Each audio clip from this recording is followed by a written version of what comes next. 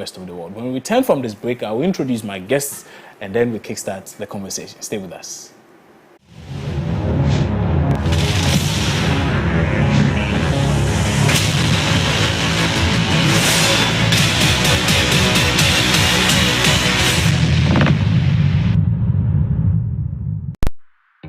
Because you pay attention, because you know more than one angle, and see more than one opportunity. We bring you Build a Bet. Multiple legs as a single bet on one game. Raising the odds and elevating your experience. This advertisement has been vetted and approved by the Gaming Commission of Ghana. Bet responsibly, not for persons below 18 years. What questions are on your mind? Does partisanship permeate every aspect of Ghanaian life? Can Africans truly run their own affairs without a need for foreign aid? Do you have absolute confidence in the ability of security agencies to come to your aid when you need it? Do the emergency lines in this country even work? For answers to these and more, join me, Noang Falong, on MX24.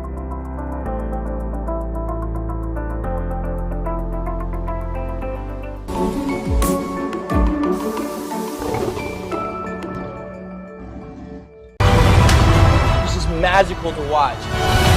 I loved it. Oh, I loved it. Again, World of Dance, another level. This could be one of the best moments of my life. I need you to remember we're scoring out of 100.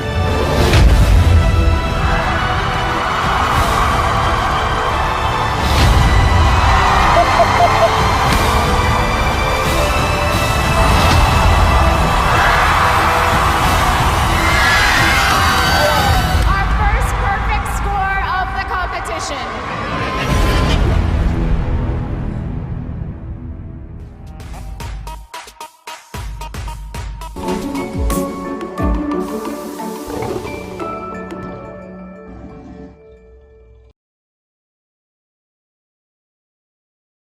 Unique, contemporary, engaging.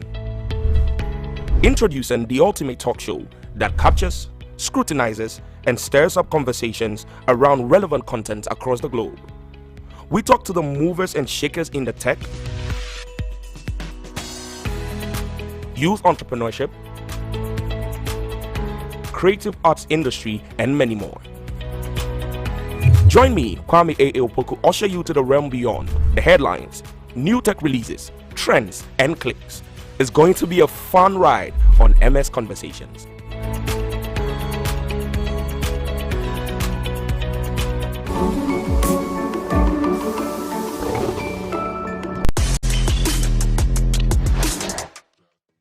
What we do has consequences, intended and unintended. The decisions we make, the actions we bring, have weight. When did it become a crime to succeed in this country? We spotted a suspect trading pattern. All three firms have links to Bobby Axelrod. Be careful out there.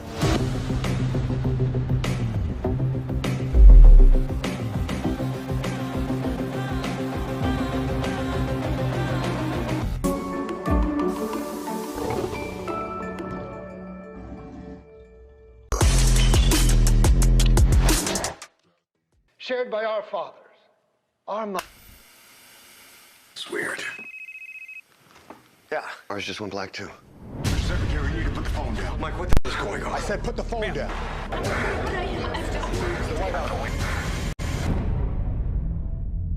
Mike, please, just tell us what you know. Eagle is gone. Sir, you are now the President of the United States.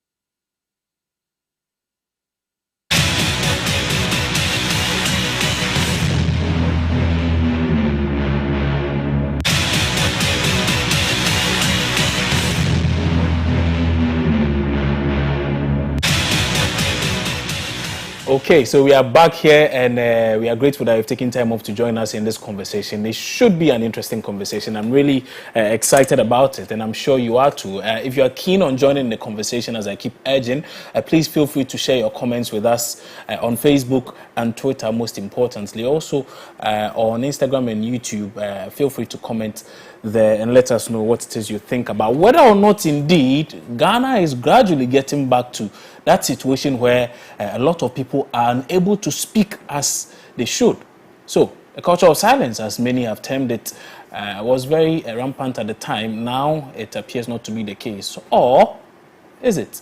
So, let's have our conversation. There's a lot we have to talk about. And so, I want to start on the back of the comments by Sir Sam Jonah, and we've picked bits and pieces of it.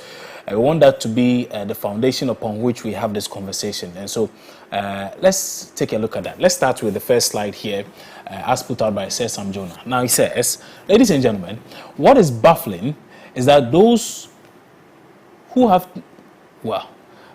used to have voices on these things seem to have lost their voices. People speak on issues based on who is in power, right? And so I'll hold on briefly, and then so that you can understand really why I'm reading this and where it's coming from.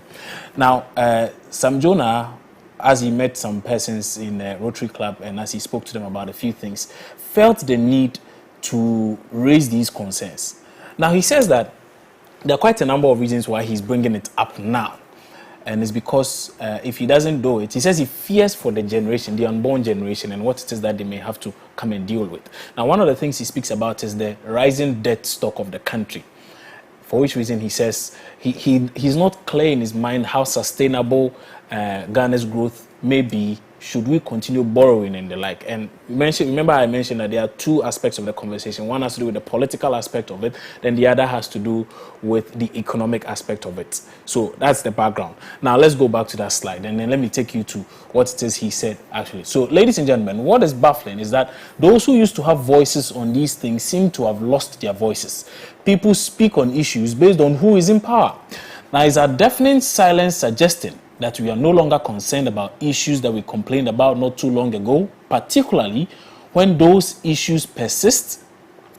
The molestation of, and in some cases, assassination of journalists, murder of MPs, corruption, the harassment of anti-corruption agents. So these are some of the issues he's teasing out. There's a lot more we have in other slides based on what it is that Sir Sam Jonah has been saying. Now he says our media landscape, and here's the kicker for me. Our media landscape is so polarized and partisan. There's hardly any objectivity because a lot of the media stations are owned by politicians whose interest is in swaying voters one way or the other. Independent media practice seems to have faded, and journalism has become a conveyor belt for political propaganda, insults, and acrimony. What is the status of the role of the media in holding the executive, judiciary, and legislature accountable as the fourth estate of the realm? Is it enough to just report issues? Where are the investigations? Where are the facts? These are hard questions that the media must ask and reassess its role in reshaping our country's future. Okay, very powerful words there by Sir Sam Jonah, suggesting not all is well. There's a lot more he says in this slide also. Maybe I'll take it from this point where he says, we all remember the role that the Legon Observer played under the hallowed cloak of academic freedom. Men and women of conscience could write and speak words that penetrated the halls of power. It appears to me that in recent times in our fourth Republican dispensation, the courage to stand up for the truth and the determination to uphold the common good are lost. In our dark moments as a nation, it's concerning that the voices of the intellectuals are receding into oblivion. Sadly, it is a consequence of the deep partisan polarization of our country, such that everything is seen through the lenses of politics. It appears to me that the culture of silence has returned, this time not enforced by legal and military power, but through convenience, parochialism, hypocrisy, and lack of conviction. Where are our Edubuahins and PAV and SES?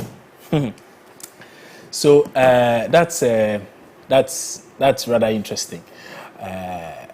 I'll bring you a rebuttal to this. First, I'll bring you a seeming affirmation of this claim, and then a rebuttal to it, and then we can start with our conversation. But at this point, let me introduce our guest for today's show. Richard Nyama is the Deputy Communications Director for the governing New Patriotic Party. He's going to help us with the conversation. Teye Kicha is a former news editor for Radio Ghana. Dr. Kobe Mensah is a political scientist. He's also going to join in our conversation, and we'll have a few others join us a bit later on. The GIBA president also will be joining in the conversation, so we'll come to them in a brief while. But gentlemen, good afternoon, and thank you so much for agreeing to join in our conversation today. Good afternoon. Now that I've introduced my guest, fantastic, thank you so much. Now that I've introduced my guest, I'll go back to our slides, because one very respected journalist in the country, Manasseh Azuri-Awuni, has been commenting on this issue put up by Mr. Sam Jonah, and he's one of the persons who has been reiterating this position that it appears as though if you speak so loudly or if you criticize so much in this government, you are silenced. And so when Sir Sam Jonah put this up, he was quick to put up a post which suggested that, well, I said it. So let's take a look at Manasseh Azuri-Awuni's post here. He says, well, Sir Sam Jonah talks about the return of the culture of silence. Is he bitter, an Akufo-Addo hater, or it's a reality? And so when Manasseh Azuri put this post up on Facebook, there was a response. The response was from Gabi Ochridako, a leading member of the governing New Patriotic Party, and Gabi Ochridako had a lot to also say. Let me bring you that also. Let's go to the slide by Gabi Ochridako. It says, since you, Manasseh Azuri-Awuni, is admirably one of the loudest critics of government, you are probably in a very good position to answer the question you are asking. But with a rider, those who would come out to loudly disagree with your view, one way or the other, should not be seen as seeking to silence you. Culture of silence is, of course, marked by intolerance. But how is that defined? Is this state-sponsored intolerance or any form of violent reaction to a point of view in words or in deeds? Let me share my own personal experience. Almost 20 years ago, when I was an editor of a newspaper and a regular TV and radio pundit. Under President Kufuor, at the time that journalists breathed a strong sigh of relief with the repeal of the criminal libel law, for months I had to endure a 24-hour personal police protection because I had received multiple real threats and indeed suffered physical attacks. One such attack in the full glare of the media at the vicinity of the venue of the National Reconciliation Commission after being harsh with my written and spoken word on some key members of the opposition, notably for calling Professor Mills a poodle. I never made the threats or the protection public. Only a few close friends like Abdul Malik Wekubako were aware. My protection was arranged by National Security Coordinator Francis Poku. Would I have been right to stretch the threats and attacks on my life then as an expression of a culture of silence? Interesting and thought-provoking. And then he comes back and suggests some more.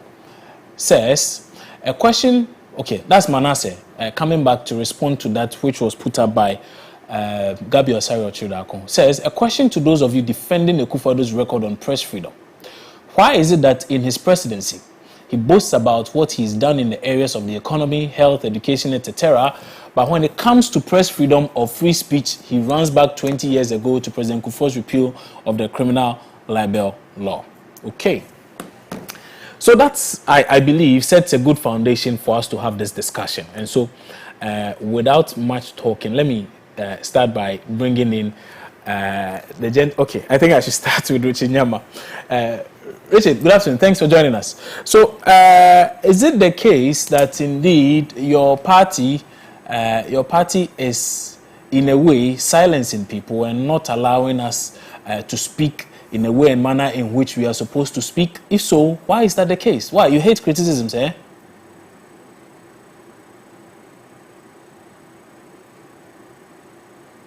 Right. Richard, I think you may have to unmute yourself so we can hear you. Yeah. Okay, I'm saying good afternoon to good afternoon. Thank you, fellow panelists and your viewers. Right. And let me start by saying that I pray you not to limit this conversation to the minor issues that Mr. Jonah raised in his write-up or his speech. Are there minor issues? Oh yes, this particular one I think is a minor issue. There are some rich issues that he raised. If we get bogged down by this aspect, seriously we'll lose the substance of what he put up. I largely agree with most of the things he put up. And I think as a people we need to take a second look at ourselves. He spelled it out. We are a hypocritical people, okay? It is in our DNA to be hypocritical about everything. And the second aspect is that we tend to make everything about NDC and LPP. That's true. And so in the end, we actually want that what is happening now is going to happen, and then we will lose the substance of his argument. Now, if you listen to this issue, and I think people are trying to glorify themselves and make this write-up about themselves. Manasseh's write-up, if he's talking about the culture of silence, does he indicate in the write-up that the culture of silence just started? No. He's telling you that the political divide, the media landscape has been so politicized that depending on who is in power, some segment of the media goes silent, goes mute, and some segment is active. Some segment of civil society organizations go mute and others are active. And that is very true across board since 1992. But we also acknowledge that it is an improvement of what used to be before 1992. But we could do better. So let's take the personalities out. Let's take the Manassehs and the Gabis out. And then look at the substance of the issues he puts out. He's talking about the way forward for this country economically going forward.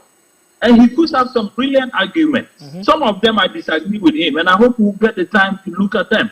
But Gabi has to respond because Manasseh makes this about him more or less being vindicated. And Gabi tells you that, look, if it is about the culture of silence, if it's about being attacked, it's happened throughout all the government since 1992. And he cites himself as an example. Even under his own government, for where he needed police escort and some sort of security. And I've worked with him, I've moved with him. For a very long time, he has had to have security arrangements for himself. Is that the way forward? Is that what should be? No. So it is like we're holding the mirror in our faces. Let's look at it. I would rather we cut out the personalities, personalizations, and look at the substance of what he brought up. And I tell you, there are major things. If the NDC and the MPP are going to personalize this and make it about them, we'll lose the argument. So if I understand you correctly, you're not denying the fact that there appears to be some level of intolerance when it comes to the expression of dissent. Is that the case? Except that you're saying it's not peculiar to just the MPP, if I understand your argument well. I'm saying that, look, we up on the tolerance level, it's a democracy. It's a process. You know what? We've been at this for barely 30 years. So if we want to be as tolerant as the United States and the United Kingdom, who have been doing this for decades and centuries, we'll be trying to run when we don't even know how to crawl. That is a process that takes you a while to reach, okay? We might be impatient with ourselves because we think we are slow in getting there, and it's a good thing. It's a good thing to self-criticize ourselves that, look, by 30 years of practice of democracy, maybe our benchmark or our level of tolerance of each other, of each other's view is so low as a people who want it to be so high. And so we are pushing to get there. But you and I know, is it the arrest of, what do we call it, journalists, and they are beating up that didn't happen under Rawlings or Mills or Kufuor or Mahama? It's happened across all the regimes. And to continue to happen. Even the almighty United States, under Trump, we've seen what has happened there. Okay, so we need to look at the larger picture. For me, it is a good debate that we are having this conversation. Is this where Ghana wants to be? Can we do better? Yes, we can, and that is what he's bringing forth. But I think let's manage and take the personalities out, and we can have a very good conversation. Okay. Look, there were loads of issues he brought up about industrialization, about our mineral resource richness and how it is turned into a curse, how we should extricate ourselves of that. He suggests education as the way forward. And if you see, to a large extent, and I would beg those in the MPT, please read what the gentleman wrote. And if you read it carefully, to a large extent, most of it was actually even patting you on the back.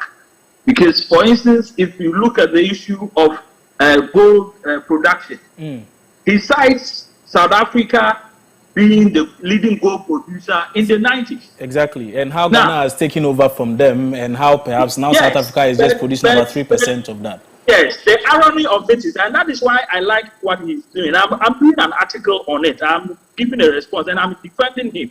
Look, he ends up criticizing himself, though he doesn't do it consciously. Because in the 90s, when South Africa was the leading gold producer, he played a major role in making South Africa that big. Okay? In the sale of Obuasi gold mine pearls to Anglo Gold.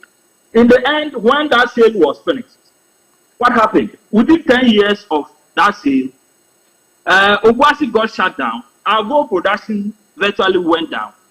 A new government comes some 12, 15 years later and revives it and sees an increase in gold production. And it's your government. So you have to look at the thing deeply to see that he is actually giving you some credit, though he doesn't mention it. And you need to bring it up. That is one point. He talks about 1D, 1F. He is looking at industrialization as the way forward. Industrialize it. And then he mentions the fact that though we have 1D, 1F, it is not resolving all the problems. And he credits Nkrumah with putting up 100 industries within some 8 years of his tenure. That brought about import substitution industrialization.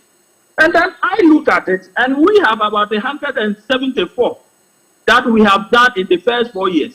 Unprecedented. Not even Nkrumah has done that. And if we were all able to do that since 92, first 4 years, 100, at least 100, we would have been looking at over 1,000 industries right now. And this problem is that Jonah is pointing to would not have been there. Do you understand that? He's talking about Galamsey. What is his contribution to resolving the Galamsey matter? He's an industry player. He has huge understanding of what is causing that.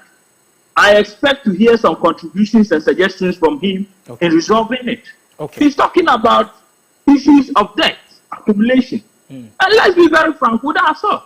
It is a huge matter. But if you look at his own write-up, the majority of the accumulation happened last year, 2020. And we all know that the cause of that was COVID. This is not... Okay, sorry. So I really didn't want us to go so much into the economic argument, because when he does the breakdown, for 2017, he speaks of a certain increase, the margin that the debt stock went up by. Then 2018, then 2019, before even 2020. So... yes, to suggest but that the worst case scenario is 2020. Yes, and I'm saying but it doesn't take away the fact that in previous years the debt stock had consistently gone up. And everybody knows that a force majeure, you cannot take blame for a force majeure because it is beyond you. Some say the MPP, you are overstretching this thing, and that COVID appears to have come at the right time for you, and everything has become about COVID. I'm not saying that. Okay. Look, is it not true that the United States of America has overborrowed? Okay. Is it not true that the United Kingdom and EU have overborrowed? Which country in this? That's fine.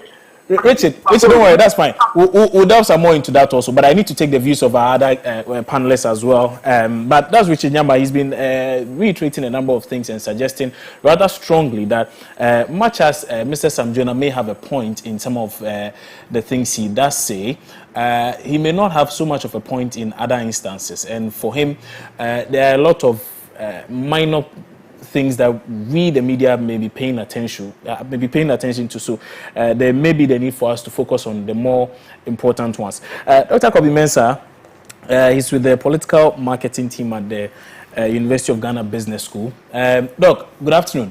And is it the case that we are making a mountain out of a molehill when we begin to raise issues such as cultural silence and how people are unable to speak freely and perhaps criticize the government? Is that the case? Okay, first of all, let me make some corrections because you keep saying political science. I'm not in political science. Marketing. I'm in Ghana Business School. Yeah. And obviously, that's my area. Okay. University of Ghana Business School, but I'm a political marketing expert. Exactly. So if you can please let your guys. Yes. All right. Thank you. Okay. Great. Thank you, and thanks, Richard, for the solid, presentation. I think that, in as much as I would, congratulate Richard for that expediency. The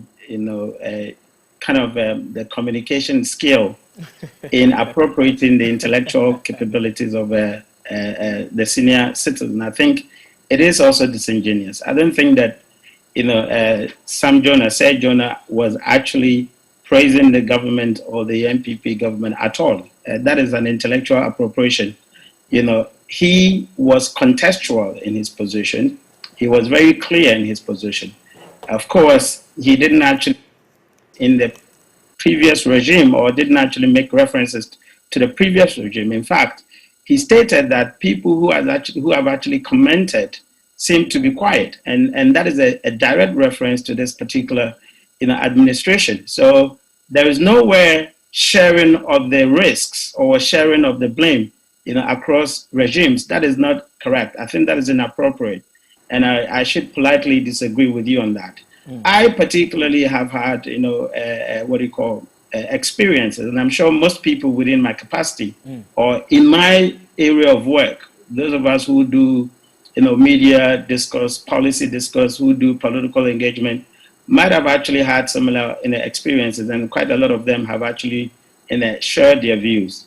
I remember clearly, in 2013, when I took post at the university, I began having political conversations in Radio XYZ, in Net2, Joy FM, so many other media houses. I don't remember for a single day receiving a text message, with the cautions that I should be careful what I say. I don't remember. I can prove to you that I was, most of the time, with other panelists on shows, and I don't remember receiving even a single message. Now, fast forward, in 2016 onwards, and here I am getting, berated with messages. You have to be mindful. We will set you up. So many other messages. And I say, what is going on? I remember growing up, my passion for politics, and I can tell you, my family is very political. Okay. My dad was very political. We followed politics. We followed MPP everywhere because it was, the game. We had grown wary of PNDC, NDC, and so you can expect majority of my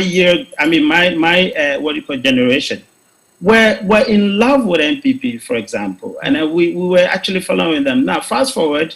I studied MPP. I tell people that, look, I've studied MPP throughout because my PhD is on MPP strategy. I know the party's character. I know the party's brand, and have engaged with leadership of MPP Odoi Sykes, Jacob Echebilamte, Honorable the Okere MP, Honorable Damboche, call them. I've engaged them. I've engaged Nanado himself, the president.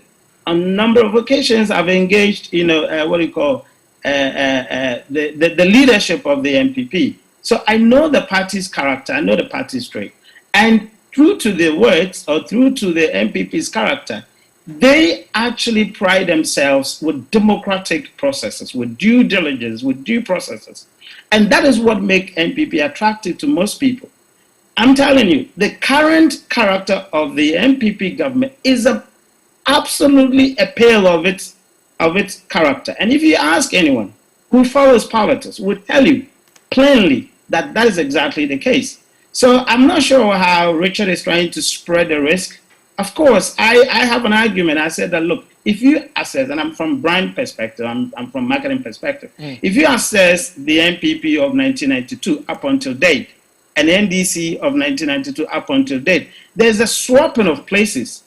The NDC has taken the place of the MPP. The MPP has taken the place of the then NDC in terms of voter perception, how we used to look at them.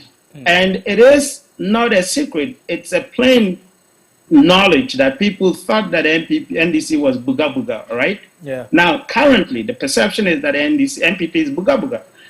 In fact, a lot more people, when you engage them, will tell you that NDC rather is much more of a due diligence, due process, democratic party than MPP is. And I can bet you, let's do another research. I've done quite a lot of research. And I can tell you that if you want, let's commission another study, a very simple study. Go out there in town, check out with people whether the perception of the MPP now is the same perception of John Ajekum Kufuor's or Edu Boyne's MPP at the time. Completely no. So for me, I think there's a swapping of places. The NDC now is occupying completely the MPP's position, and the MPP has actually gone to the NDC era at the beginning of the time of democracy. So you maintain that people are unable to voice out their concerns because of what? Are they scared of the president or who? Because what you say suggests it's an issue of leadership. Of course, no.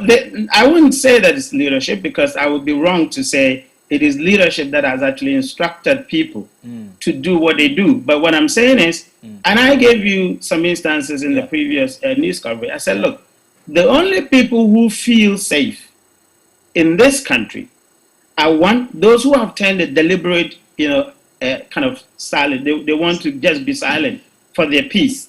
And so they won't talk. And so they would experience the peace. And then those who are regime supporters, whatever the party does, they agree, they definitely would experience the peace. If you're like me, and if you're like my other colleagues who actually criticize the party, criticize the government, that, look, you have changed, you're in trouble. You're going to have the text message, the threats. They would send you, messages and tell you, if you don't keep quiet, this is what we will do to you. I challenged the vice president the last time he was at the university to say something about digitalization. Immediately after that, I had quite a lot of threats. In fact, in my own year group, I had to leave the group, my school year group. I had to leave it because the MPP guys there actually do not understand why I should challenge the vice president. Now, I'm not saying this is leadership, but I'm saying that this is a culture that is actually creeping into the party. Who must address that? Leadership must address that. And immediately you keep defending and not actually seeing the problem, it festers.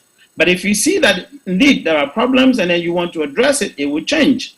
But unfortunately, they keep defending it, that yes, there is no culture of silence. There is.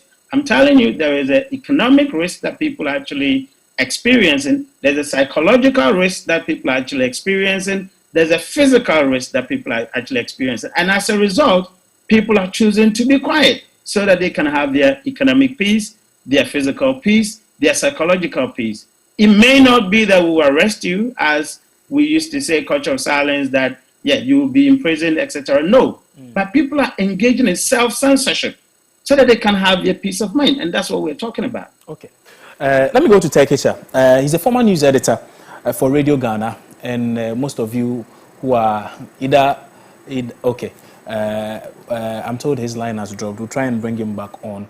But Andrew Danswa Hinkra is president of the Ghana Independent Broadcasters Association, GIBA. He's also joining our conversation. Andrew, good afternoon, sir. So, is it the case that one of the things Mr. Jonah talks about is the fact that media houses in Ghana have now become tools for propaganda, and they are not seeking to serve the purpose for which media houses generally serve, which is doing investigative journalism, trying to uncover a lot of rots in society and or putting government on its toes. He is of the view that your members, of course, they form the majority of media in the landscape now. Your members don't seem to be doing such a good job at that. What has changed? What went wrong?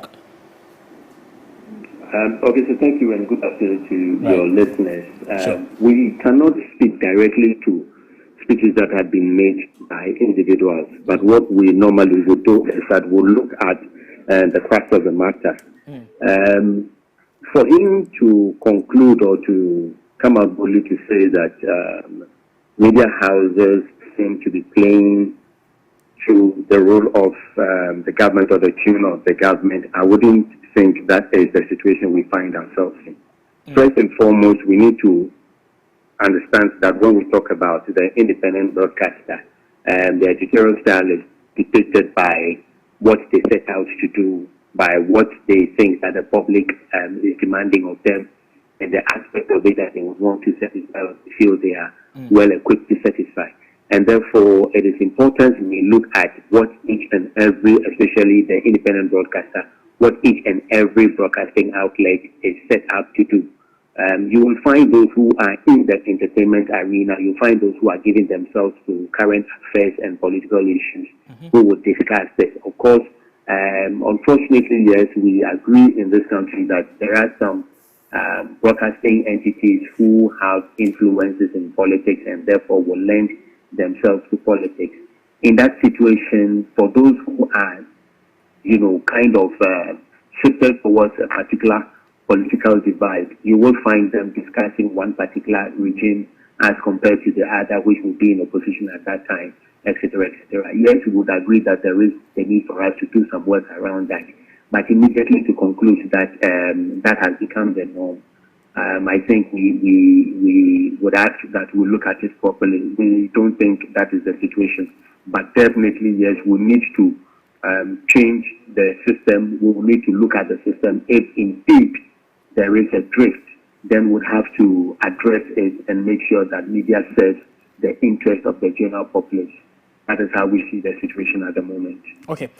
Andrew, he mentioned something also, talks about, I think he makes reference to the issue of Kaswa and the like, and how we are being hypocritical about the situation, that we've allowed our airwaves to become the platform to propagate certain things. Once people now look at it and then begin to act on the things they are seeing, we now turn around to act all surprised.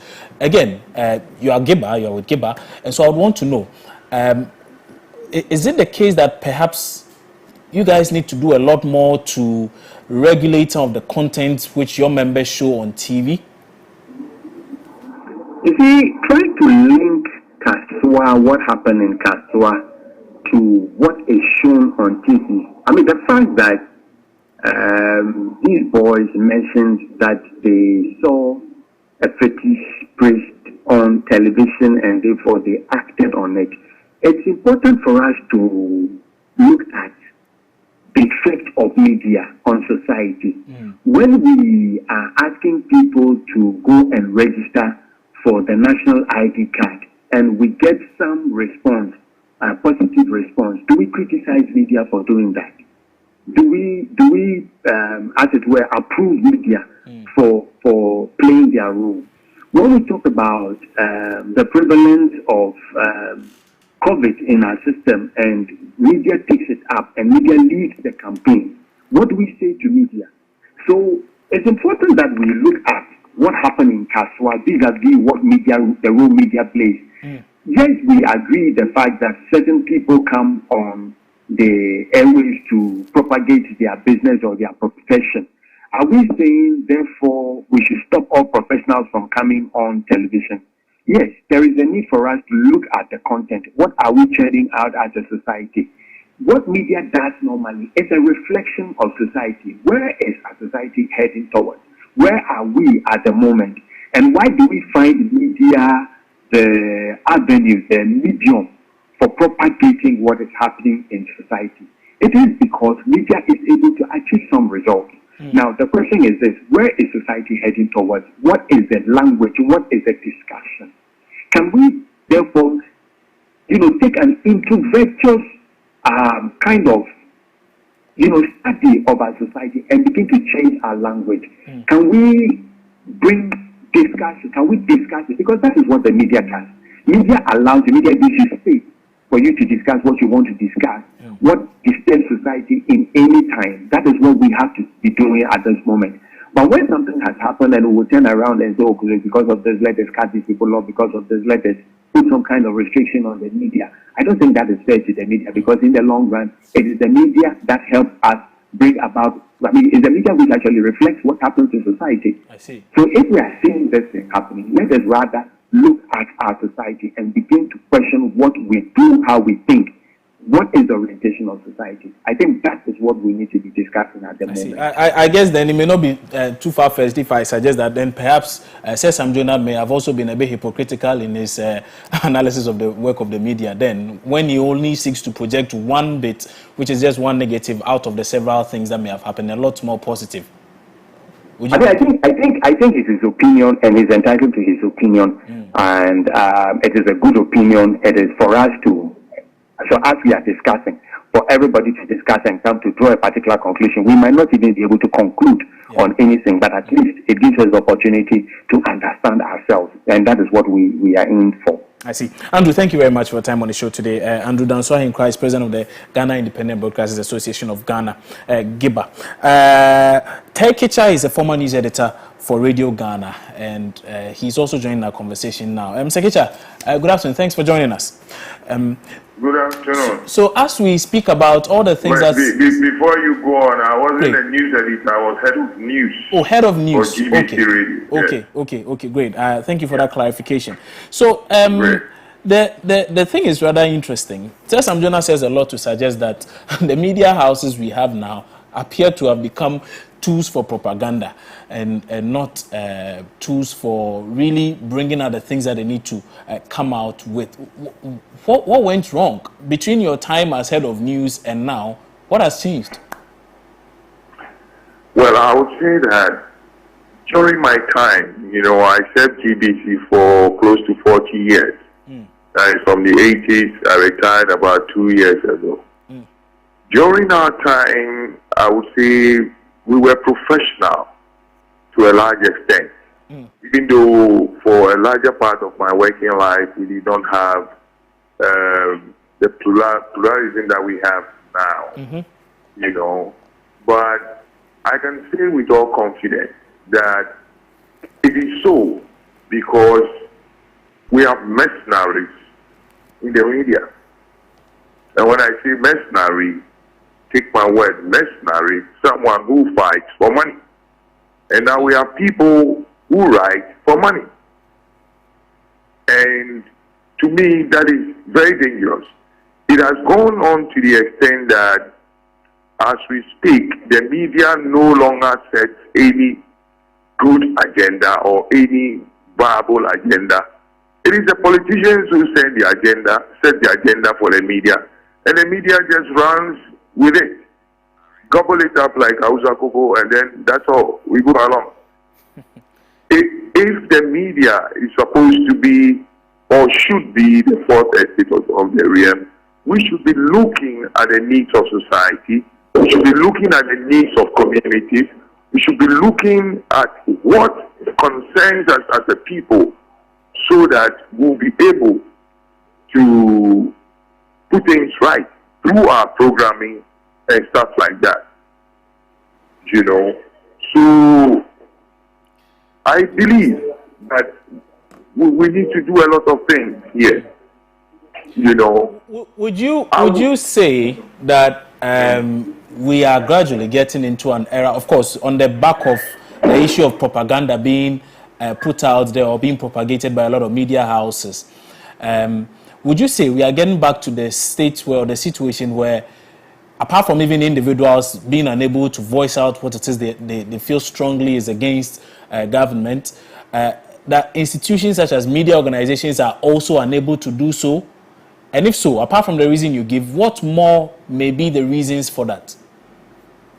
Are you talking about some kind of code of silence or something? Exactly, because if you listen to Sir Sam Jonah critically, he suggests that the media houses are not doing so much. They are not throwing the spotlight on it. So few media houses are able to do a lot of investigative journalism, for instance. And we know that in order to bring to bear a lot of the seeming rot, if you take a look at our history, a lot of the exposés that have come up have been as a result of some investigative journalists going out there to dig and to come out with some of these things. So if we are beginning to lose that, then clearly there's a problem somewhere. But again, what could be the reason why media houses themselves, generally, not even the people who work there, the media houses themselves, what could be some of the reasons why they may not be in a position to work as and how they are supposed to? I would put that at the doorsteps of political ownership of the media. We can count how many media houses are owned by politicians. And once the politician owns the media house, the philosophy and practice of that media house would definitely have to go with whatever the owner has in mind for his or her party. And so political ownership of the media houses also is a contributory factor to what we are seeing now. Because if I work for your media house and your media, the owner is, let's say, the supporter of ABC party, if you bring anything negative about the ACP party, there is the likelihood that that story might be killed. Or if you want to discuss something about that party which is negative, there's every likelihood that that particular program might be shelved somehow, or that particular episode or that particular item might be struck out. It is something that goes on. It is something that goes on. So political ownership of the media is also one of the reasons why we have what we have now. I remember my time at GBC. I always tell them, look, if there is an issue, don't call any politician, call an expert. So if there is an issue about the economy, don't call Minister of Finance, don't call ranking member of finance, call someone who is an expert in that field. So essentially, your focus was on neutrals. But again, the argument is that there are really no neutrals in this world. Everybody is aligned one way or the other. I'm not talking about neutralism. I'm talking about education. If there is an issue with the budget and the politicians argue it out in other programs, why shouldn't you call somebody who is an expert in the financial sector to tell us the weaknesses and the strengths of the budget? But that's the thing. The experts are also aligned, are they not? There are experts who are aligned, but you approach whatever it is not on a political level, but on the level that brings out the thoughts of the person, not the politics of the person, the thoughts of the person. I see. It is in how you ask questions. Okay. It's in how you research your topic.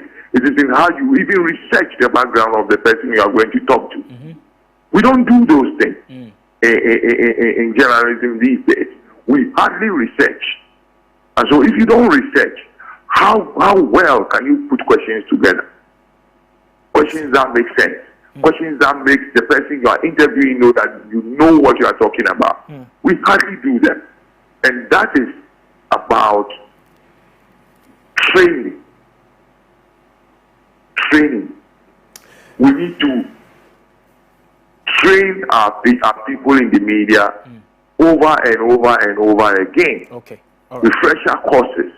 Because the trend changes. You understand? And That's we fine. should make people know that you cannot just get up, go and sit behind a microphone or a camera and start calling yourself a journalist. Okay.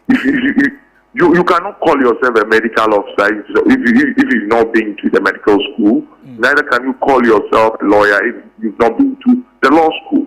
It's about time we put things in place and define who a journalist is. Okay, all right. Those days when we don't have training institutions. But now we have a lot of training institutions. So there must be something that makes you a journalist. You cannot call yourself a PR person if you've not been through the IPR and it. Okay. Mr. Keita, thank you. Thank you very much. I'm really grateful you took time off to join us. I know you're in a lecture, but thank you nonetheless for still making time for this show. My pleasure. Right. Okay. Keita is a former head of news for Radio Ghana, GBC Radio. You heard him there. There's an intervention that we need to pick now. Is it from Richard? Richard, you want to make an intervention. I have a question for... I have a question for your colleague, though, from the University of Ghana Business School. But Richard, you say you want to make an intervention. Please go ahead. Yeah. So let me. And my intervention has to do with him actually. Okay. He was talking about issues of threats and caution and all that. Unfortunately, the time frame he gives makes me understand why he thinks that it is just this time. Yeah. You and your viewers who have followed me and followed my politics are aware, especially when it comes to the fight against corruption in this country, the role I have played. If you go to the Nima police station, in 2014, there was a report I made about threats on my life when I finally got the charge was removed on corruption charges. The same when I did on the Ayerga and Muntaka. So it depends on the times. If you want text messages and voice messages of threats, I can show you. You go to airport police station. There's a report where I was being chased on the motorway. They wanted to kill me.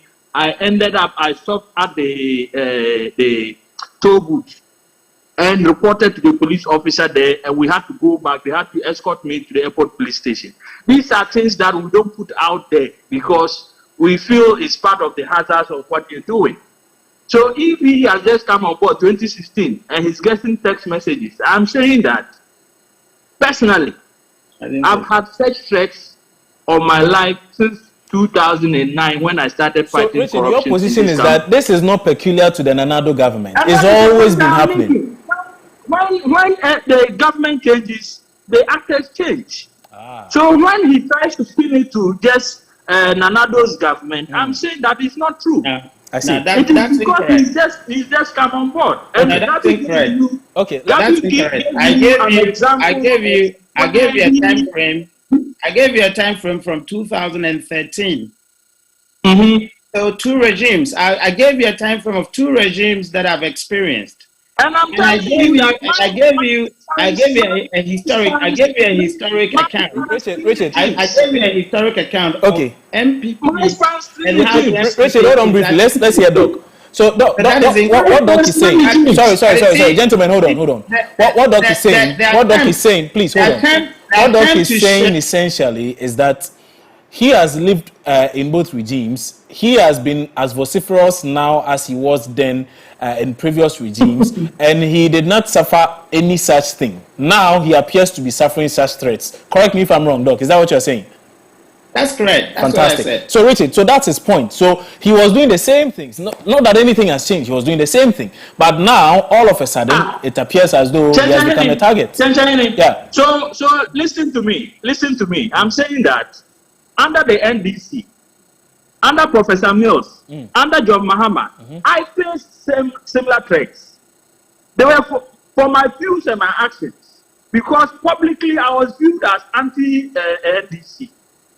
And I'm saying that right now I'm not facing similar threats because my government let me put it in quotes, is in power. He is being viewed as such, and it has turned, and he's being threatened. That is the point I'm making. But Richard, it's interesting that you actually seems to be kind of accepting the idea that the party's behavior must equal supposed NDC behavior, if that's the case. I mean, because your position is the point I'm making is that all the governments and parties have hoodlums, folks, who come after people who have dissenting opinions, and who have to deal with it. Let's not make it another thing. And that's why I'm giving an example of myself, where under the previous regimes that were seen as NDC, my life was under threat. I have 2 such reports at the police stations. Nothing has happened. And this is the first time I am publicly saying them. And I'm saying that yours is not peculiar to you. When the tables attend, it will happen. Richard, we are two different, people in 2 different capacities. I mean, I'm a lecturer, all right. Certainly, I would say that I have no political partisan interest. You're not.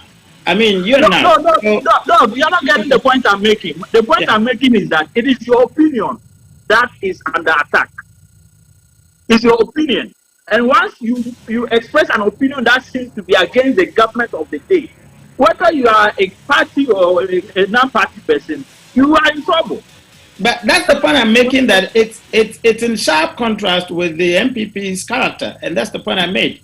Because I made a point. Gabby gave you an example of what happened under him. But what I'm saying is that I make a point that having researched the MPP, one of the MPP's point of attraction or source of attraction is a party that respects due process of democracy, and that includes free speech, i.e. free opinion. And so for now, someone's opinion will be attacked by a party that adores that particular character. You must be worried. I mean, MPP people and leadership must be worried that the very character that actually differentiates the party, for example, and I'm not saying that the NDC is negative, but I'm saying that perhaps the very character that you use to differentiate yourself from NDC as a due process party, which includes the opinions that you're talking about, that people have a free space, free will to actually express their opinion, haven't gone forward to actually ferment that or to cement that through what we call the repeal of the criminal libel law, for example. It must be a worry to you that today people see your party in a different character. It must be a worry. I think Richard hears you loud and clear and understands that, and also admits that it's a problem. Except that I think that the discrepancy is this, that it's not peculiar to the Nanado government. That's what you're saying, Richard. Okay, fantastic. Gentlemen, thank you very much, gentlemen. I think we've run out of time. We really have to end the show here. Gentlemen, thank you very much for your time on the show today. My guests for today's opposing views have been Richard Nyama, a member of the MPP's communication team, Tekicha, a former head of news for Radio Ghana, Andrew Danso-Ahenkra, president of the Ghana Independent Broadcasters Association, as well as Dr. Kobe Mensah, a political marketing lecturer at the University of Ghana Business School. He's also a senior lecturer there. My name is Kwabena Chencheni Boateng, and thank you at home, in your office, in your cars, anywhere for tuning in.